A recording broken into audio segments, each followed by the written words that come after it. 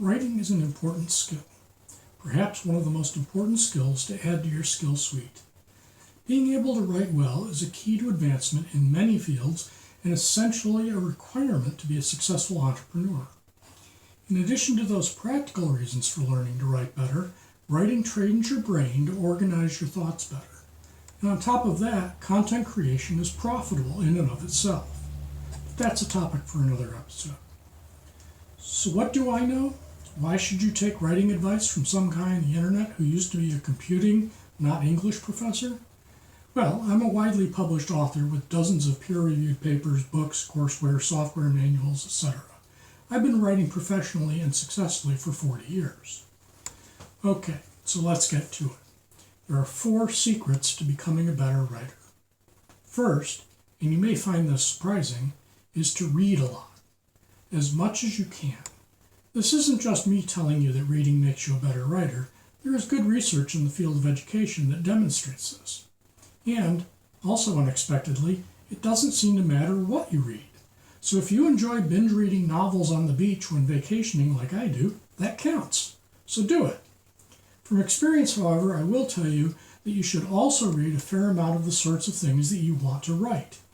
But that's about having a feel for your target audience, which we'll get to in a bit. The important thing here is that reading makes you a better writer. The second secret, less surprisingly, is to write. Practice makes perfect. Applies to just about everything except maybe kamikaze piloting, and writing is no exception. The more you write, the easier it becomes, and the better at it you will be. When I was in college, I struggled through every paper I had to write. They were excruciating. And between you and me, they weren't very good.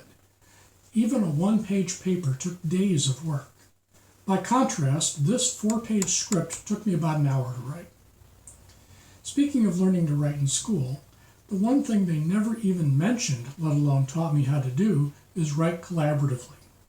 It came as something of a shock, to be honest, once I got out in the real world, that virtually nothing is written alone. So the third secret is to collaborate. Find a co-author, or 2. At the very least, always find someone else to read what you've written and give you feedback. Not when you think it's finished, but after your first draft and subsequent drafts. And do the same for other people. I always made myself available to proofread or be second author on my colleagues' publications. It made them better writers, and it made me a better writer. Ask any published author, and they will immediately thank their editor and/or co-authors. The fourth and final secret is to keep it simple. Never use 10 words when 5 will do the job. Yes, this is the exact opposite of what we learned in school when we had a target number of words we had to meet for a paper. But that's an artificial situation where your audience is exactly one person, the teacher giving the assignment. Outside of the classroom, the goal is for as many people as possible to understand what you've written. There are exceptions to this, of course, research papers, for example, but even in that peculiar environment where passive voice, third person, overly complex writing to impress is the norm, I've had many papers published that were simply worded and easy to understand. As a writer, you should strive to inform, not impress, if you want to be successful. That said, write for your audience. Make your writing as simple to understand as possible in most contexts, but also understand that it's okay to use the language of the people you are writing for. The papers I wrote for dentists were written differently from the papers I wrote for computer scientists. But the articles I wrote for newspapers were read by hundreds of times more people than both of those put together. Simpler is better. That's it. Those are the 4 things you need to do to be a better writer.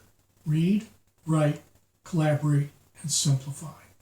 Do those 4 things and your writing will improve, as will your success in whatever you're doing. Before I finish, though, I want to talk a little bit about process, the nuts and bolts of how I write, which has changed a lot over the years. The biggest change was in technology. I learned to write in the era of pencil, lined paper, 3x5 cards, and typewriters. While I do still use a pencil and paper sometimes, honestly that was a very difficult way to write. Word processing was life-changing for me.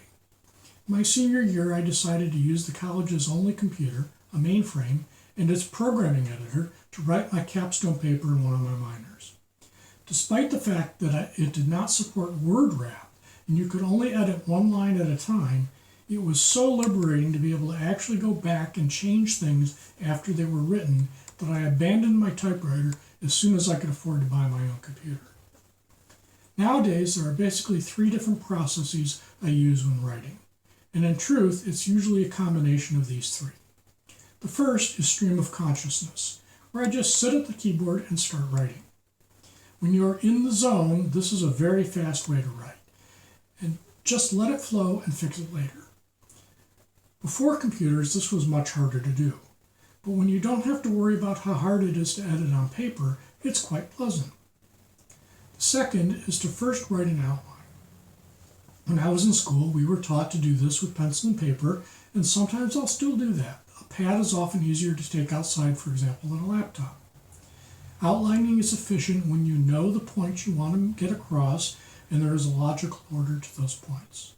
It's also helpful when you're researching a topic you're unfamiliar with and are taking notes before you're ready to write. And finally, I sometimes write bits and pieces out of order as I think of them or learn them. When you're working on writing something over a long period of time, either because it's a long document like a book or because you're learning a topic as you write, this is a useful approach. This is what we use 3x5 cards for before word processors. I used to hate writing when I was young, but now it's easy and enjoyable, and has been profitable. If I can do it, so can you.